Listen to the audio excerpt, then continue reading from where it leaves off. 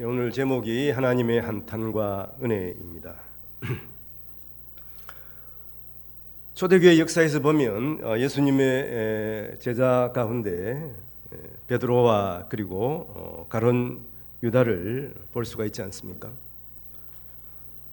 이 두 제자는 예수님의 처음에는 훌륭한 제자였습니다마는 그 갈림길에서는 아주 상반된 그러한 또 평가를 지금도 받고 있지 않습니까? 베드로는 예수님의 그 수제자로서 초대교회가 부흥하게 하는데 참 큰 일을 감당한 사람이죠. 그러나 가룟 유다는 예수님의 12 제자였음에도 불구하고 예수님께서 그를 보시고 한탄하셨어요. 차라리 너는 나지 않았으면 죽을 뻔하였다. 예수님께서 이렇게 말씀하시거든요. 그럼 본래 베드로는 그렇게 훌륭하고 가룟 유다는 그렇게 참 못된 사람이었는가? 부족한 사람이었는가? 사실은 베드로는 갈릴리의 바닷가에서 배를 운영하던 그러한 어부였습니다. 많이 배우지도 않았을 거예요. 그러나 가룟 유다는 예수님의 12 제자 가운데 유일하게 유다 사람, 그 당시에 이제 지역을 보면 유대 지역이 있었고 또 사마리아 지역, 그 다음에 이제 갈릴리 지역 이렇게 대변할 수가 있지 않습니까? 유대 지역은 이제 도시 지역이라 이렇게 보면 돼요. 지금으로 보면은. 그래서 나름대로 이제 공부도 했고, 하여튼 자질을 갖춘 그런 사람이라고 볼 수가 있습니다. 그래서 예수님께서 그를 이 회계 장부를 맡긴 그런 상황이었거든요. 그러니까 상당히 머리도 좋고 많은 것을 알고 있었던 사람이 가룟 유다였습니다. 그리고 둘은 동일하게 보면 큰 잘못을 저질렀죠. 베드로는 예수님을 3번이나 부인했습니다. 가룟 유다는 예수님을 은 30에 팔았어요. 우리가 생각할 때는 가룟 유다는 파렴치한 사람으로 생각할 수도 있습니다. 그러나 율법적인 차원에서 보면 예수님을 3번이나 부인했다고 하는 것은 예수님을 부인하기로 작정한 것이다, 이렇게 볼 수가 있습니다. 이 3번이란 의미는 성경에서 상당히 중요한 의미를 가지고 있거든요. 의도적으로 그것을 했다, 그렇게 판단하게 되는 것입니다. 그리고 가룟 유다는 보면은 은 30을 받고 예수님을 팔았지만 그 은 30을 다시 대제사장들에게 돌려주거든요. 물론 대제사장 받지 않고 그것을 하여튼 성전 밖에 이런 밭을 사는데 사용을 했습니다. 근데 결정적인 두 사람의 차이는 무엇입니까? 우리가 이미 다 알고 있는 사실이에요. 베드로는 자기의 잘못을 깨닫고 회개했다고 하는 것이죠. 그가 예수님을 3번 부인하고 나서 주님의 말씀이 기억났습니다. 네가 나를 3번 부인하리라. 그래서 주님의 말씀이 생각나서 그는 밖에 나가서 통곡하며 회개했죠. 그러나 가룟 유다는 자기의 죄를 알았습니다마는 회개를 하지 않은 거죠. 결국은 그는 스스로 자결하고 말았습니다. 자살하고 말았던 것이죠. 그래서 그는 초대교회에 아무런 중요한 위치를 차지하지도 못하고 또 그러므로 말미암아서 하나님께서 주신 사명을, 제자로서의 사명을 감당하지도 못했다고 하는 것입니다. 누구나 죄를 범할 수가 있습니다마는 중요한 것은 자기의 죄를 깨닫고 회개하는가, 그렇지 못한가 하는 것이죠. 죄를 깨닫고 회개할 때 하나님께서는 우리의 죄를 용서해 주시는 것입니다. 동해에서 서가 먼 것처럼 하나님께서는 우리가 회개하는 그 순간 그 죄를 기억하지도 않아요. 물론 우리가 사람에게 대부분 죄를 짓는 경우가 많죠. 그러면 우리는 당연히 그 사람에게 용서를 구해야 하지 않겠느냐, 이렇게 생각을 합니다만은 물론 그렇게 해야죠. 그렇지만 가장 중요한 것은 하나님 앞에 나와서 죄를 회개하는 것이 중요합니다. 서울 근교의 뭐 여자 목사님이 사역하는 그 교회는 하여튼 자기의 잘못을 공개적으로 이렇게 또 내놓고 잘못했다고 이렇게 회개하도록 그렇게 하는 교회가 있습니다. 물론 그래서 그 교회가 특이해서 그런지 아니면은 진심으로 회개하는 사람들이 많이 모여서 그런지 하여튼 교회가 크게 부흥했어요. 그래서 뭐 다른 많은 대형 교회들에서 그분을 불러서 이렇게 뭐 간증도 하고 또 집회도 하는 것을 봤습니다만은, 그러나 중요한 것은 우리가 하나님 앞에 회개하는 것이에요. 왜 그러냐면은 우리가 사람 앞에서 자기의 잘못을 고할지라도 그 사람이 100% 용서를 하기가 쉽지가 않습니다. 내 잘못을 그 사람에게 한번 이야기를 해보세요. 부부 사이도 마찬가지예요. 뭔가 모르게 앙금이 남아있어요. 그러나 하나님 앞에 얘기하면 하나님께서는 그것을 기억조차도 안 한다, 안 하신다고 말씀하셨거든. 사람은 용서할지라도 기억은 하고 있어요. 그러나 하나님은 우리가 회개할 때, 하나님 앞에 나와서 진심으로 회개할 때 하나님께서는 기억조차도 안 하신다. 우리의 잘못을 아예 그냥 잊어버리시는 분이시기 때문에 우리는 반드시 죄에 대해서 하나님 앞에 회개할 수가 있어야 합니다. 이 죄악은 드러날 때 잘못된 것을 인정하고 또 회개할 때에 그에 대한 사함을 얻게 되는 것입니다. 그러면 죄를 감춘다고 해서 없어지는 것이 아니에요.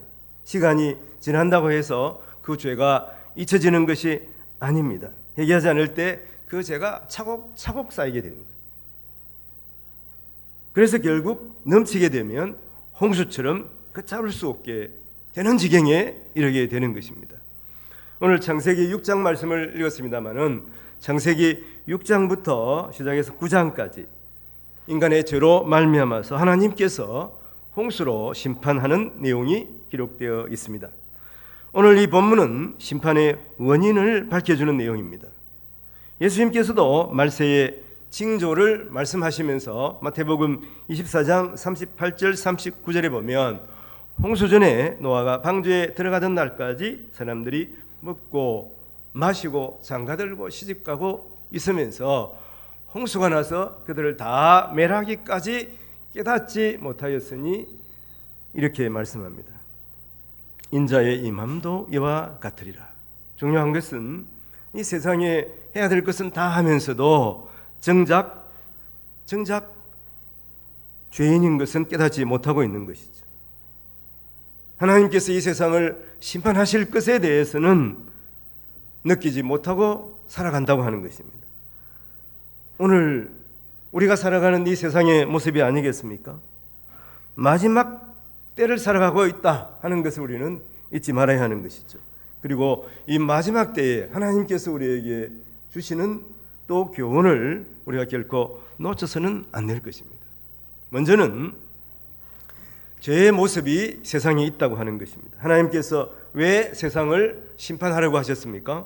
오늘 말씀 6장 5절에 보면 여호와께서 사람의 죄악이 세상에 가득함과 마음으로 생각하는 모든 계획이 항상 악할 뿐임을 보시고 하나님께서 우리를 보고 계시는 것이죠. 당시 사람의 죄악이 세상에 넘쳐나고 있었습니다. 그 생각과 계획이 악했다고 지적하고 있습니다. 이런 악한 계획과 또 이런 생각이 나타나는 것은 구체적인 행위를 두 가지로 설명하고 있습니다. 11절에 보니까 그때에 온 땅이 하나님 앞에서 부패하여 포악함이 땅에 가득한지라. 이 부패와 포악인데 이 부패는 어떤 의미를 가지고 있습니까? 이 부패는 성적인 부패를 말하고 있는 것이고 또 이 돈으로 말미암아 일어나는 이러한 부패를 말하고 있는 것이죠. 그리고 포악은 폭력적인 그러한 행위들을 말하고 있는 것입니다. 요즘 사람들이 사실은 얼마나 포악해졌습니까? 그리고 얼마나 부패했습니까? 성적으로 부패했고 돈이 최고로 알고 살아가는 이러한 세상이 지금 아니겠습니까? 더 잘 살게 되었지만 더 여유가 없어지고 더 경쟁적으로 변하는 사회가 현대 사회라고 하는 것입니다. 특히 영화와 TV 드라마 이런 걸 보십시오. 이 대부분이 이 두 요소를 가지고 있습니다. 선정성. 그래서 막 나가는 거예요. 성적으로도 막 나갑니다. 그리고 돈을 위해서 모든 것을 거는 거예요. 그걸 위해서 폭력을 함부로 휘두르는 것이죠. 어디 보면 한류라고 하는 이 세계적으로 한국의 이런 문화가 어필하고 있는 상황이에요. 물론 좋은 측면도 있습니다만은 여러분 객관적으로 그런 영화들을 한번 비교해 보십시오. 드라마를 한번 비교해 보시면은 한국 영화와 드라마가 세계에서 가장 자극적이고 가장 폭력적입니다. 저는 그런 영화들을 보면서 어떻게 이것이 방영될 수가 있지? 어떻게 이 TV에 이런 장면들이 나타날 수가 있는가? 근데 젊은이들은 그게 열광하는 거예요. 무슨 도시 이런 영화야. 도대체 얼마나 폭력적인지 모릅니다. 그런데도 열광하는 거예요. 얼마나 많은 사람들이 봤다. 흥행이 얼마나 이렇게 했다. 세계 몇 나라에 이렇게 수출하게 되었다. 왜 이런 게 그 영화의 내용이 얼마나 폭력적이고 또 그 청소년들에게 미치는 영향이 어떨까? 그런 것에 대해서는 언론이나 어디에서 말하는 것을 보지는 못했어요. 오직 흥행이 어떻다. 그런 것에 초점을 맞추고 있는 것입니다. 그리고 청소년들의 가장 심각한 것은 폭력적인 내용의 게임이에요. 폭력적인 인간의 죄성을 파고드는 이런 게임들은 사람을 심취하게 만드는 거예요. 게임 중독이 되게 하는 것이죠. 그래서 현실과 이 가상의 세계를 구분하지 못하고 범죄를 저지르는 경우가 많다고 하는 것입니다. 이 부모된 우리 세대는 이러한 심각성을 알고 여러분 사전에 예방할 수가 있어야 돼요. 폭력적인 게임을 좀 하지 못하도록 해야 됩니다. 그리고 어떻게 하든지 하나님의 말씀을 좀 볼 수 있도록 이렇게 해야 되는 거예요. 자녀들이 그냥 보겠습니까? 좀 같이 앉아서 하나님의 말씀도 몇 절 나누고 기도하고 그런 게 좋습니다. 조금 전에 여러분 장로님께서 기도하셨습니다만은 여러분 그 기도가 어디서 나오는지 알아요? 매일 성경을 권사님과 같이 보시도록 시간을 정해놓고 그래서 그런 기도가 나오는 겁니다. 기도가 다르지 않아요?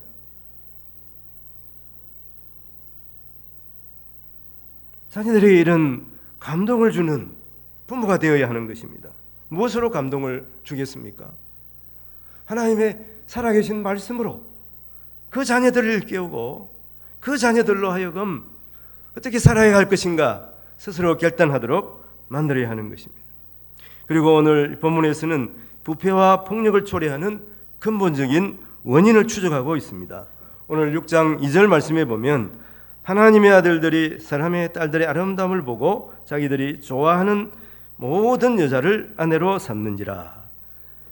여기 하나님의 아들들과 사람의 딸들을 주석가들은 여러 가지로 비교를 하고 있습니다만은 제가 봐서는 가장 타당한 그러한 해석이 하나님의 아들들은 이 셋의 아들들입니다. 하나님께서 아담을 창조하시고 먼저 가인과 아벨을 주잖아요. 가인이 동생 아벨을 죽임으로 말미암아 하나님께서는 아벨 대신에 셋을 주셨어요. 사람의 딸들은 당연히 이제 이 가인의 후손들을 가리킨다고 볼 수가 있습니다. 에덴 동산의 사탄의 유혹 이후에 메시아의 혈통을 타고 오는 그 여인의 후손과 또 죄를 짓게 하는 사탄과의 날카로운 대립이 있을 것을 창세기 3장에 말씀하고 있지 않습니까?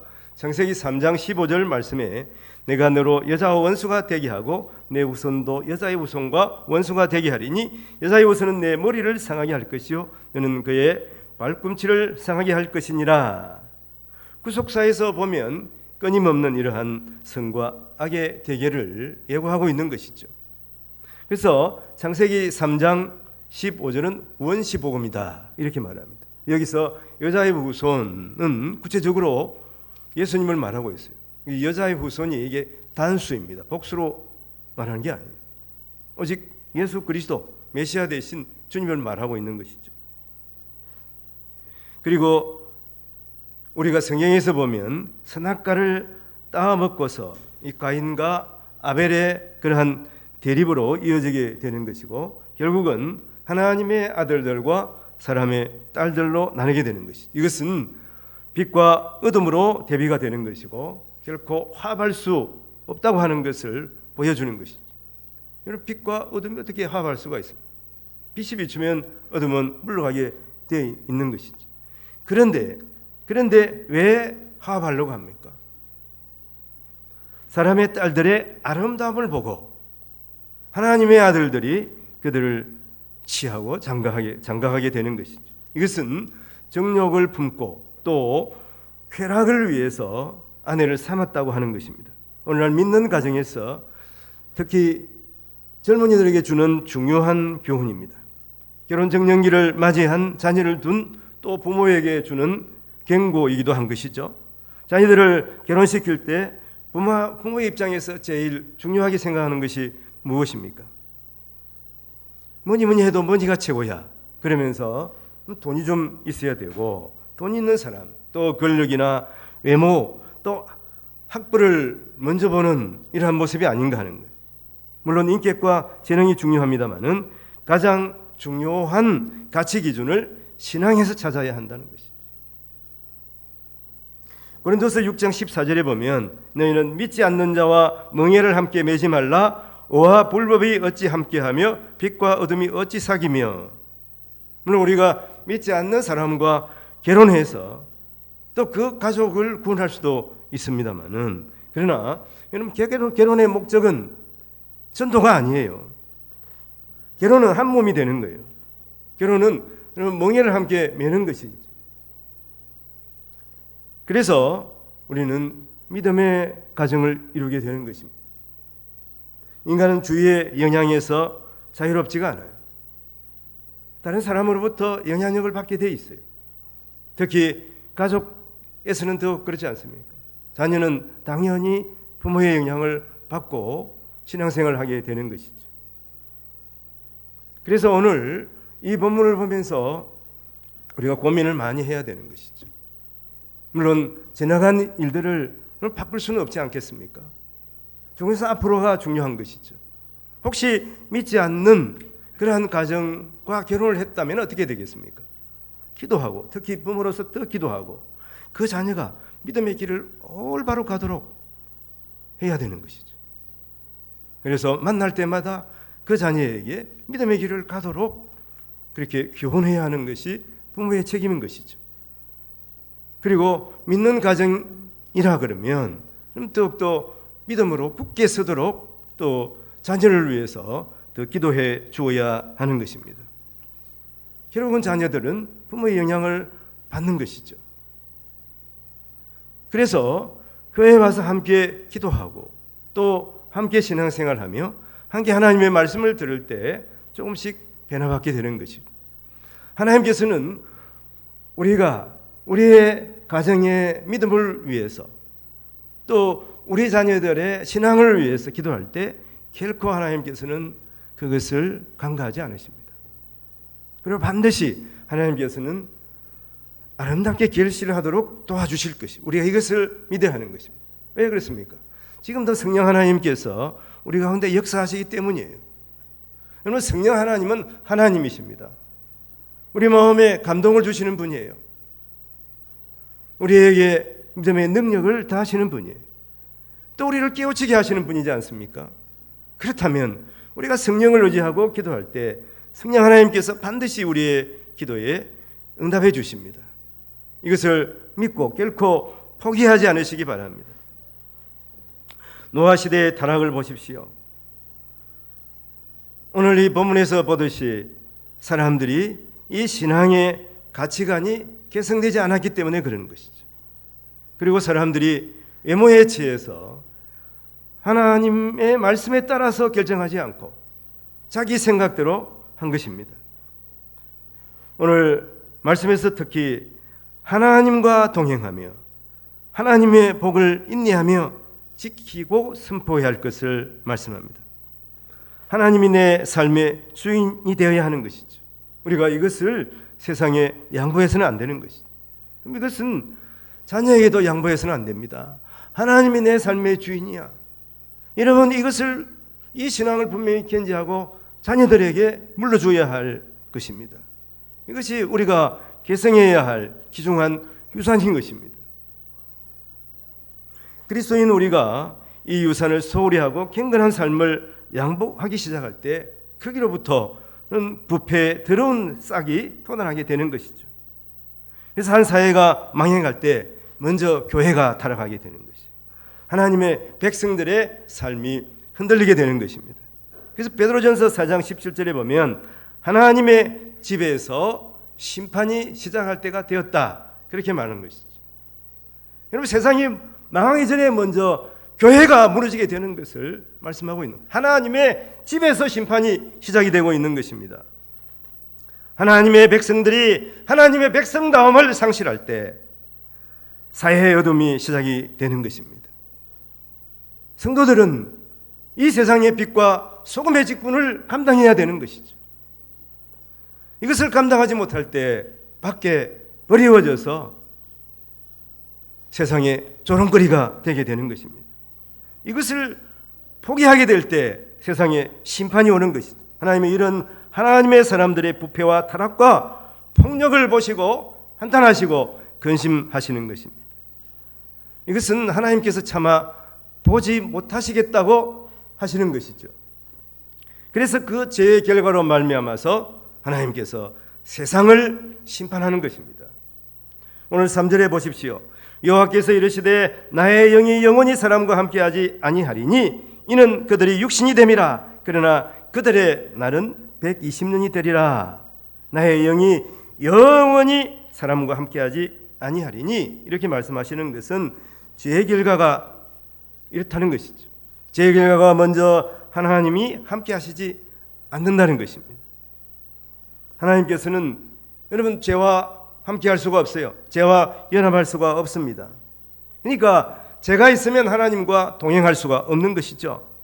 그렇게 되면 어떻게 됩니까? 육신이 됨이라. 사르크스. 육신이 이게 살이라는 말이거든요. 죄의 결과 둘째로는 육체적인 본능대로 살아가게 되는 거예요. 하나님께서 우리에게 물론 육신을 만들어 주셨지만 우리에게 영혼을 주셨잖아요. 영혼을 상실한 그러한 모습으로 육신이 원하는 대로, 육신의 욕망대로 살아가게 되는 것을 말하는 것이죠. 그러면 그들이 120년이 된다. 이 말씀은 두 가지 의미를 가지고 있어요. 하나님께서 노아에게 방주를 지으라 그럴 때 120년 동안 짓도록 하셨어요. 120년 있으면 홍수가 난다는 말이거든. 그와 더불어서 하나님께서 인간의 수명을 120년으로 제한하신다, 이런 의미를 동시에 가지고 있습니다. 홍수 전에는 아담의 나이가 몇 살에 죽었습니까? 아담이 930세. 그 다음에 이제 쭉 넘어오면 노아에 오잖아요. 노아. 무두셀라가 물론 969세 제일 오래 살았습니다만은 노아도 950세를 살았어요. 근데 그 이후에 이제 자꾸 수명이 줄어서 100세를 살게 됩니다. 100세. 하나님께서 이렇게 수명을 제한하셨다는 거예요. 창조과학자들이 이렇게 견해를 말하고 있는데, 노아 홍수 전에는 사실 비가 오지 않았을 것이다. 그러니까 대기권이 마치 물주머니 같아가지고 이 지구를 싸고 있었어요. 그래서 여러분, 태양으로부터 우리가 그 여러 가지 에너지를 받습니다만은 한편 보면 이 태양에서 유해한 그러한 광선이 또 오는 거예요. 이것을 대기권이 이렇게 싸고서 오지 못하게 하는 거예요. 근데 지금은 오존층이 파괴가 되면 오염으로, 사람이 만든 오염으로 말미암아서 오존층이 파괴되면 그 유해한 그러한 자외선 성분들이 와서 이 사람에게 여러 가지 피부암도 일으키고 또 식물들도 잘 자라지 못하게 하는 이런 일들을 한다고 그러지 않습니까? 그래서 그 당시에 그런 어떤 이 대기권의 기능이 더 강화가 되어 가지고 어떻게 됐다는 것입니까? 나쁜 병원군 이런 것들이 바이러스가 존재하지 않았을 것이고 또 이러한 피부에 도달하는 이러한 나쁜 이러한 자외선을 완전히 차단해서 노화를 막아줬을 것이다. 이렇게 이야기를 하는 것이죠. 그러나 홍수 때에 이 물주머니가 터져버렸어요. 그 후에 수명이 급격하게 줄어들었다. 지금도 그렇지 않습니까? 이 바이러스가 물론 자연적으로 생긴 것 같지만 다 사람 때문에 일부러 만들었다, 만들지 않았다 말이 맞습니다만은 결국 사람 때문에 만들어진 것이죠. 지금 이 코로나 때문에 힘이 듭니다만은 여러분 14세기 이후에 17세기까지 여러분 유럽 사람들의 3분의 1이 죽게 만든 그러한 무서운 전염병이 있습니다. 패스트잖아요. 이 패스트도 보면 이런 사람이 여하튼 했다고 볼 수가 있어요. 만들었다고 볼 수가 있어요. 사람이 어떻게 그 당시에 세균을 만들겠냐? 그렇지만 그때 몽골과 이 유럽과의 이 전쟁이 격화되고 있을 때 하여튼 희한한 병이 걸렸어요. 몽골 사람들. 그래서 결국은 그 성을 점령하지 못하자 몽골 사람들이 이 투석기를 이용해 가지고요 병 걸린 사람들을 그 성 안에다 집어넣었습니다. 던져 넣었다니까. 그래 가지고 급격하게 퍼지는 것이 패스트병이. 유럽 사람들의 3분의 1이 전멸했습니다. 사실 그 당시에 그까지만 이야기합니다만은 그때가 따지고 보면 종교 개혁이 활발하게 일어난 때이지 않습니까? 그때 사실 그리스도인들이 얼마나 많은 희생과 노력을 기울인지 모릅니다. 이런 상황들 우리가 보면서 악을 행하는 인간에게 하나님께서 화를 내셨다. 차마 두고 보지 못하시겠다. 하나님께서 그래서 심판하게 하신 것입니다. 그래서 6장 13절 말씀에 보면 하나님이 노아에게 이르시되 모든 혈육 있는 자의 포악함이 땅에 가득하므로 그 끝날이 내 앞에 이르렀으니 내가 그들을 땅과 함께 멸하리라. 죄의 결과로 말미암아서 결국은 심판이 선언되게 되는 것이죠. 하나님은 짐승 때문에 사람 아닌 다른 것 때문에 한탄하시고 심판하시는 것이 아니에요. 하나님의 자녀들이 세상의 딸들과 어울려서 악을 행하는 모습을 차마 두고 보지 못하는 것입니다. 사람도 그렇습니다. 우리도 보십시오. 그러면 다른 집 자녀들이 잘못하면 어떻습니까? 거기에 대해서 참 안 됐구나 그런 정도로 끝나죠.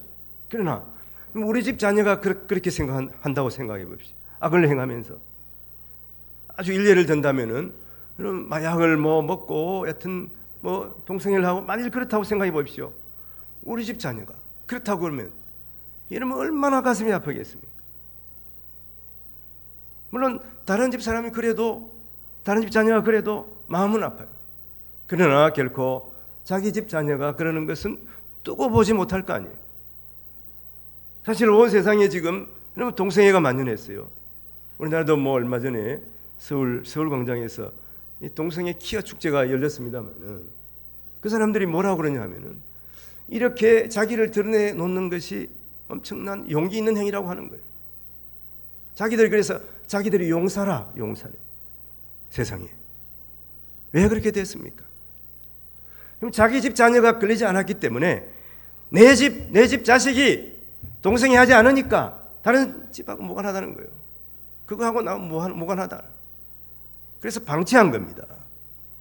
그래서 세상이 이렇게 동성애 같은 만연한 그러한 나라, 동성애를 뽀듯이 이야기를 해도 아무런 죄책감을 느끼지 않는 그러한 지경에 이르렀어요. 그럼 우리나라는 조금 지금 아직까지도 괜찮습니다만은 지금도 사실은 이러한 것이 지금 변하고 있어요.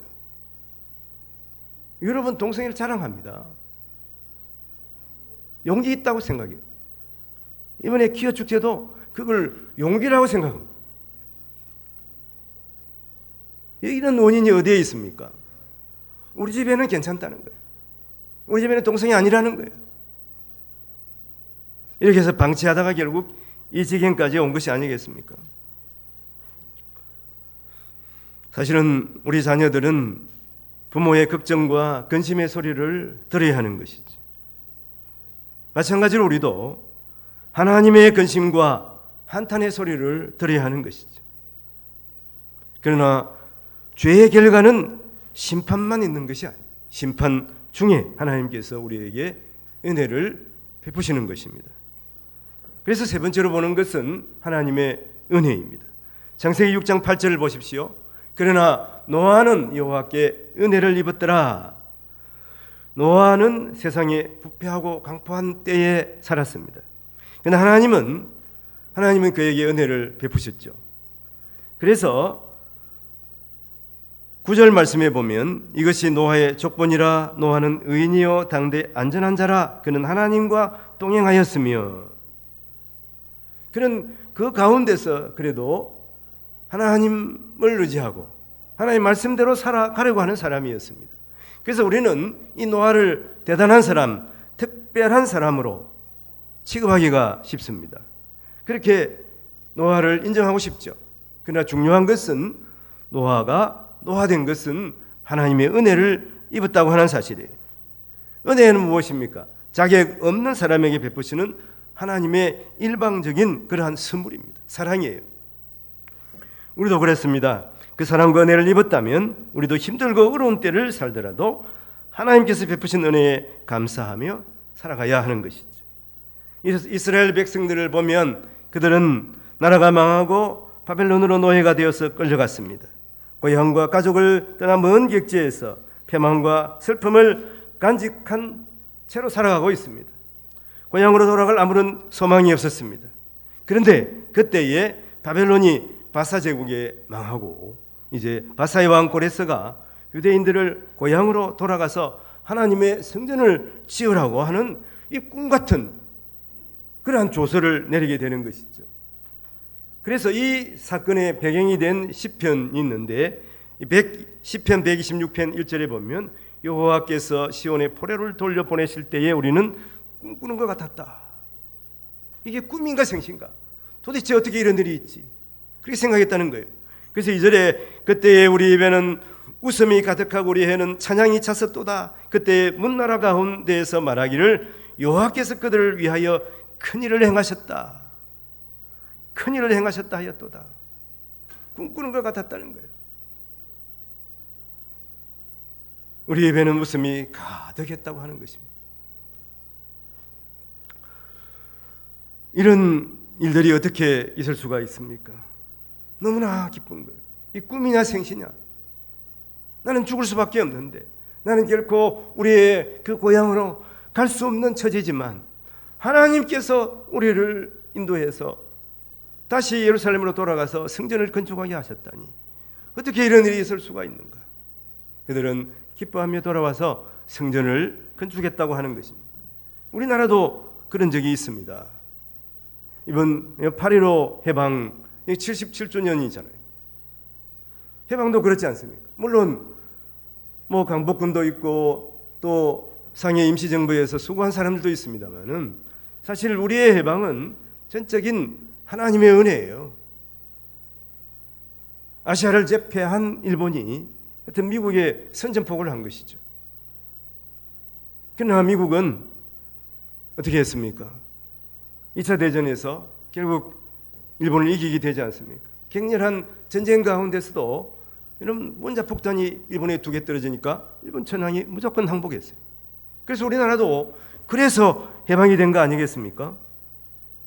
우리가 무슨 노력이나 수고로 구원하는 것이 아니듯이 우리나라도 하나님의 전적인 은혜로 해방된 거예요. 우리 자신들을 보십시오. 우리가 뭐가 잘나서 하나님의 백성이 됐겠습니까? 우리가 뭐가 잘나서 구원을 얻을 수가 있겠습니까?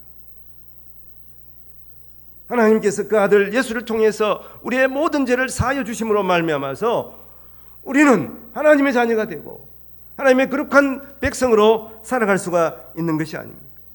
그러므로 나의 나된 것은 오직 하나님의 은혜라고 고백할 수밖에 없는 것입니다. 스펄전 목사님은 여기에 대해서 말하고 있습니다. 하나님의 선하신 섭리는 끝없이 엮어진 줄과 같고 끝을 모르는 강물과 같고 끝없이 돌아가는 바퀴와 같고 영원한 별빛과 같다, 이렇게 말하고 있어요. 그래서 옛날 베들레헴 아기 예수에게 비쳤던 별이 이러면 그때로 없어진 것이 아니라는 것입니다. 미래에 언젠가는 우리를 주님께 인도하는 별이 될 것이다. 지금도 베들레헴에 나타난 그 별은 우리에게 보여야 하는 것이고 우리를 예수께 인도하는 별이 된다고 하는 것입니다. 여러분, 그 별을 바라보셔야 하는 거예요. 이것은 하나님의 은혜와 축복을 책으로 기록한다면 그 속편을 끝없이 나오는 만년 연재물이 되는 것 같다, 이렇게 고백하고 있는 것입니다. 그러니까 베들레헴 예수님께 인도하는 동방박사들을 인도하는 그 별은 그때로 끝난 것이 아니라고 하는 것이에요. 영원히 이 하나님의 말씀을 통해서 우리에게 지금 예수께 인도하는 그 별이 비춰지고 있다는 것을 우리가 알아야 하는 것입니다. 우리에게 소망이 있는 것은 하나님의 은혜 때문입니다. 하나님의 은총 때문이에요. 나된 것은 하나님의 은혜라고 하는 거예요. 내가 잘나서 소망이 있는 것이 아니에요. 내가 돈이 많아서 소망이 있는 것이 아니에요. 하나님께서 끝없이 우리를 사랑하시고 우리에게 긍휼을 베풀어 주시기 때문에 그렇습니다. 생각해 보십시오. 우리가 얼마나 하나님의 자녀가 된 이후에도 잘못을 범하며 살아갑니까? 하나님의 은혜 아니면 우리가 어떻게 이 자리에 있겠습니까? 우리가 어떻게 뜻하게 예배할 수 있겠습니까? 그럴 자격이 있습니까? 없습니다.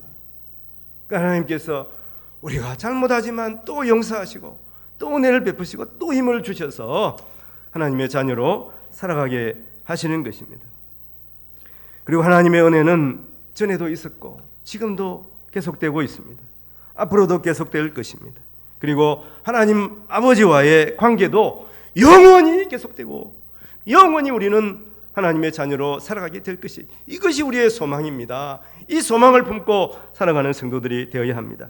그래서 에베소서 1장 5절 6절에 보면 기쁘신 뜻대로 우리를 예정하사 예수 그리스도로 말미암아 자기의 아들들이 되게 하셨으니 이는 그가 사랑하시는 자 안에서 우리에게 거저 주시는 바 그의 은혜의 영광을 찬송하게 하려는 것이다.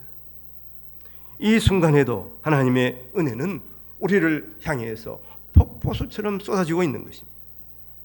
하나님의 은혜로 우리는 택함을 받았습니다. 예수 그리스도로 말미암아 우리는 값없이 의롭다 하심을 받은 자 되었습니다. 그러므로 우리는 하나님께 영광을 돌리는 자로 살아가야 하는 것이죠. 오늘 말씀을 정리하겠습니다. 인간의 부패로 말미암아서 그 죄의 결과로 홍수 심판이 왔습니다. 그러나 하나님께서는 노아를 택하시고 노아에게 은혜를 베풀어 주셨습니다. 우리도 마찬가지예요. 우리도 죄로 말미암아서 죽을 수밖에 없는 지옥 인생으로 살아갈 수밖에 없는 우리였지만 예수 그리스도께서 우리의 모든 죄를 사하시고 십자가에서 죽으심으로 말미암아 우리 대신 죽으심으로 말미암아 우리는 다시 살게 된 것이죠. 영생을 얻게 된 것입니다. 하나님의 자녀가 된 것입니다. 그에 감사하면서 예수 구원의 증인의 삶을 살아가시는 우리 모든 성도들이 되시기를 주님의 이름으로 축원을 드립니다. 기도하겠습니다. 자비하신 하나님 아버지, 저희를 구원해 주시고 은혜를 베풀어 주심을 감사합니다. 오늘 나의 나된 것은 하나님의 은혜입니다. 그 시대에 노아를 통하여 하나님의 뜻을 펼치신 것처럼 이 시대에 죄가 광명하지만 우리 모두가 하나님과 동행케 하시며 하나님의 뜻하신 바를 행하게 하여 주시옵소서. 내 주 하나님의 넓고 큰 은혜는 저 큰 바다보다도 깊고 청량할 수가 없습니다. 나 같은 죄인을 살려주신 주님의 크신 은혜를 잊지 않게 하시고 살아가게 하여 주시옵소서. 우리를 구원하여 주신 우리 구주 예수님 이름으로 기도하옵나이다. 아멘.